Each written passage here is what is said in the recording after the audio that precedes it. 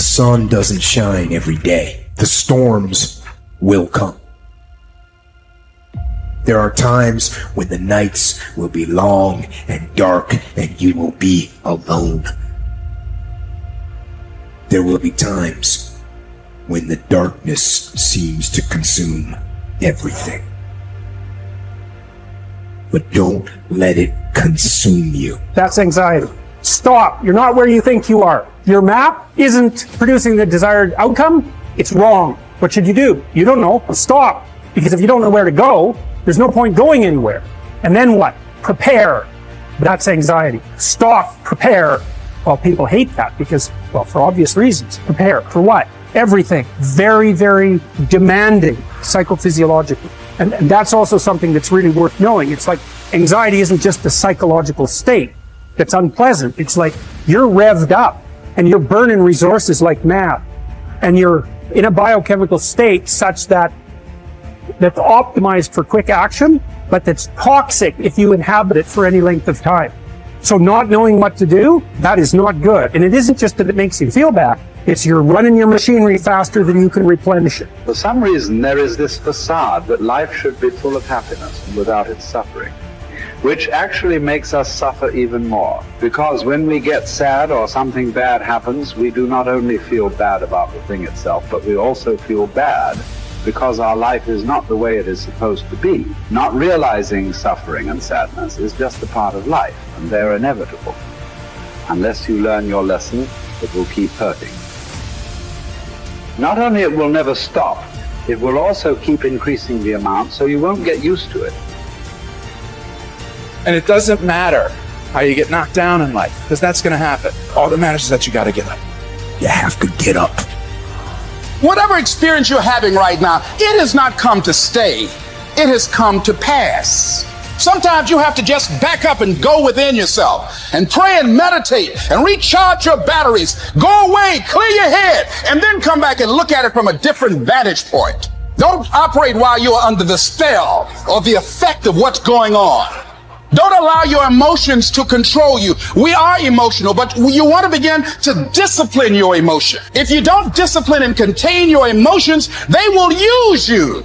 You don't have to force yourself or motivate yourself to think negatively, to be depressed, to beat yourself up over the head, to feel loaded with guilt. You don't have to make any effort to do that. Your mind is on automatic. It will do that by itself.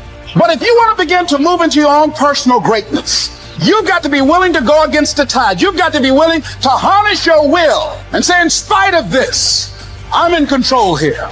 I'm not going to let this get me down. I'm not going to let this destroy me. I'm coming back.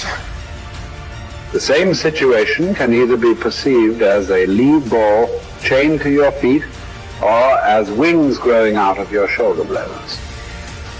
How you interpret the challenge is crucial to your success of overcoming it. Ultimately, it's never the challenges that matter, but how you perceive them. If you work at that which is before you, following right reason seriously, vigorously, calmly, without allowing anything else to distract you, but keeping your divine part pure, as if you should be bound to give it back immediately. If you hold to this, expecting nothing, fearing nothing, but satisfied with your present activity according to nature, and with heroic truth in every word and sound which you utter, you will live happy. And there is no one who is able to prevent this. We are all bound by this oath to bear the ills of mortal life and to submit with a good grace to what we cannot avoid. So the spirit must be trained to a realization and an acceptance of its lot. It must come to see that there is nothing fortune will shrink from. There's no ground for resentment in all this. We've entered into a world in which these are the terms life is lived on. If you're satisfied with that, submit to them. If you're not, get out, whatever way you please. The happy man, therefore, is he who can make a right judgment in all things. He is happy who, in his present circumstances, whatever they may be, is satisfied and on friendly terms with the conditions of his life. That man is happy, whose reason recommends to him the whole posture of his affairs.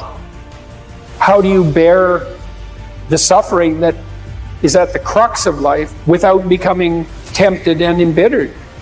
That's really, really difficult. Now, someone might point out, go ahead and be bitter, see where that gets you. And if you have any sense, and generally people have at least some, they know that being sick and bitter is worse than just being sick.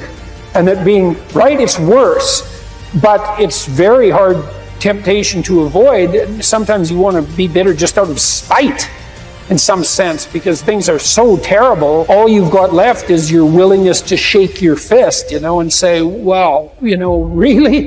Is this like this many poisonous snakes? Really? That's like, maybe I could have learned with just 1 or 2, not 100. And so, but we're all stuck with that. And I think we're stuck with it at every level of our life in some senses. How do we maintain a high order moral orientation in spite of suffering and malevolence? Do you think that the man has any thought of mending his ways who counts over his vices as if they were virtues? Therefore, as far as possible, prove yourself guilty, hunt up charges against yourself, play the part first of accuser, then of judge, last of intercessor. At times be harsh with yourself. Set yourself free for your own sake. Gather and save your time, which till lately has been forced from you or filched away, or has merely slipped from your hands. Make yourself believe the truth of my word, that certain moments are torn from us, that some are gently removed, and that others glide beyond our reach. The most disgraceful kind of loss, however, is that due to carelessness.